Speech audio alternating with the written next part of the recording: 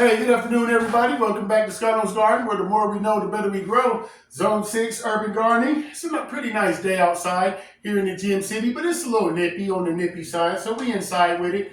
It's the middle of March, and we are in full germination mode. And if you want to get an early start on things, you should be if you ain't. So, with that being said, I wanted to share with you guys a couple of the most inexpensive ways and things that you can do to start germination, because yesterday I got a question and she said, "Hey Scano, I would really love to start a garden this year, but my money is really tight. Do you have any suggestions on anything I can do to maintain a really nice garden on a really, really tight budget?" And I just got excited like, oh, hell yeah. Because yes, the answer is yes, and I can definitely show you. And I mean, I ain't gonna lie, if anybody can show you how to have a wonderful, wonderful garden experience on a tight, tight budget, it's your boy right here. Sometimes my money be, it can't even breathe. So I know about money being tight, I'm trying to tell you. So with that being said, let's get started. And I want to ask, follow your boy at Scano's Garden, because we're gonna go through this whole season doing a garden section on a super tight budget. And I just wanted you guys to see and show you guys how you really, really can do this and have a wonderful experience and a wonderful, wonderful harvest just by using the God-given things that we have around us, by recycling and doing things, with a little elbow grease and the little steps. And, so let's get started. First, we're going to need a bin, because we're going to need something to mix up our soil in, our compost and stuff, so we can get them started. We all know where these are at, so just go get you one. They work absolutely perfect. Then we're going to need some soil. I like to go to where there's train tracks, or to the park, or to the river, or whatever is more convenient for you. If it's an abandoned house in the back that's been burnt down and nobody's been taking care of the yard in the back, that's probably a perfect spot if they have trees. Because what you want to do is go gather up a bunch of those dead leaves and stuff, and then you want to get the first 2 inches of soil right below those leaves. You want to gather all that soil up. That soil is full of decomposed everything.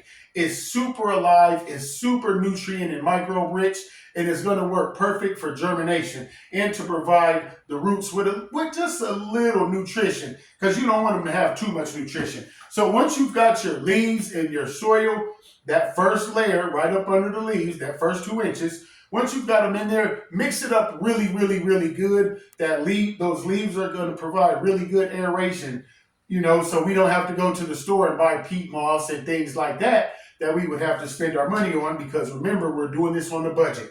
Okay, so there's 3 things that I absolutely love to use. They are Scano's 3 top favorite things that I can use around me to create a really, really nice greenhouse. For one, we have your plastic bin.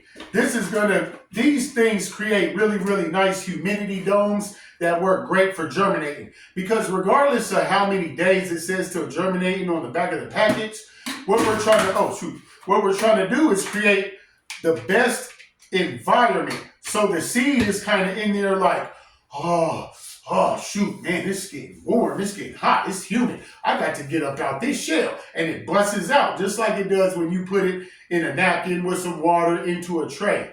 Same thing, but we're creating that same environment with soil and buckets. So any plastic container that you find, keep that in mind, especially if it has a lid on it. Get it real quick. Fill it halfway up with your soil. About like that. And then what you're going to want to do is water it real good. Now what I have here is a 2-liter bottle with a small hole in it. I like to put just one small hole, because when I'm germinating, I like to be able to control the water. See, I don't want the water to be splish splashing everywhere, and I don't want it to pile up too much in one spot. So this gives me really, really good control.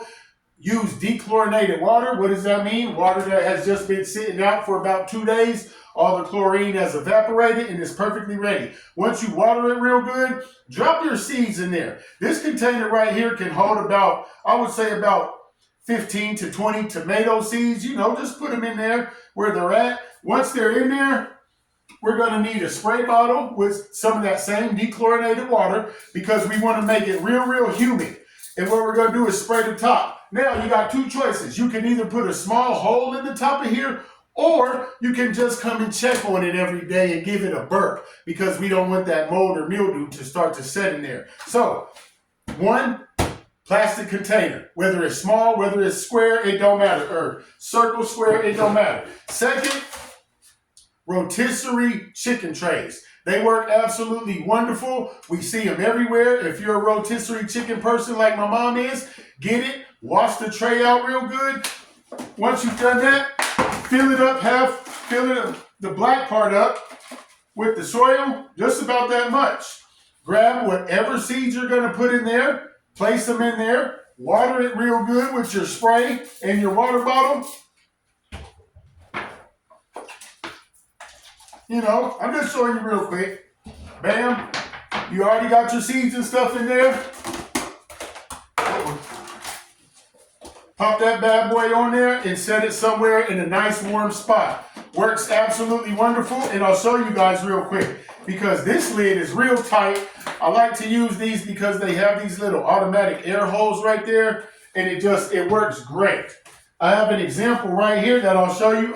Today's Monday. I put these in here Wednesday. So Wednesday, Thursday, Friday, Saturday, Sunday, 5 days. Some cherry tomatoes.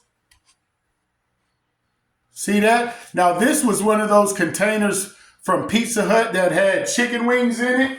It worked really, really good. I was curious, so I got some of the soil, put it in there. I put 3 cherry tomatoes in there, and 3 popped up. There you see them right there, looking absolutely wonderful. I'll set that to the side. My number one favorite thing to germinate in, that's free and all around us, is a 2 liter pop. All you got to do, grab you some scissors, cut the 2 liter pop about halfway. Once you're done with that, you don't want to cut it the whole way because you want it to kind of have that lip on it. Gather you up some of your soil, toss it on in there like that. Get your water, spray it. Boom.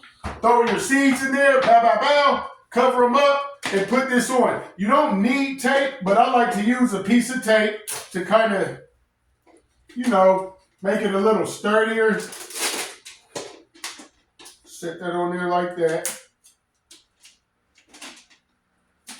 Drop the tape on there. And now, just leave it somewhere in a really nice spot. I'll show you an example of that we have right here. I'll pull this tape off. There we go. And bam. We have some Cherokee purple tomatoes. Now these sprouted just like this in 4 days. These things work absolutely wonderful. You see them. There they go. Planted 3, got 3. I'll show you another example. Some zinnias that I planted in here. Planted 4, got 4. These work absolutely wonderful. They're cheap. Of course, we all know that. We find them anywhere. And those are 3 of really, really good ways that you can inexpensively start your germination process. Get you 6 or 7 of those 2 liters. Put 4 or 5 of each thing in there. That's quite a bit. Those plastic containers, they work great because they're small and you can germinate a lot in the same space. And people say, well, you have to space them out. No, that's not true, because as soon as they germinate, we're going to take our spoon and we're going to repot them into a bigger pot. It works every time. A lot of times people will say, hey, that's not the right way, or that's not the right way. Well, there's 20 ways to do one thing when you're talking about gardening. So keep that in mind when people say that's not the right way. Just try it and see, because it might just not be the way they do it. You feel me? So they're quick to say it's the wrong way. It's not that it's wrong. It's just not the way they do it. So keep that in mind. This is Scano's Garden, and these are 3 of the best things that I use to germinate my seeds on a drop of a dime, or on a dime's budget, as we would say. Follow, like, and subscribe at Scano's Garden. Let's keep gardening and keep growing. Holla at your boy. Out.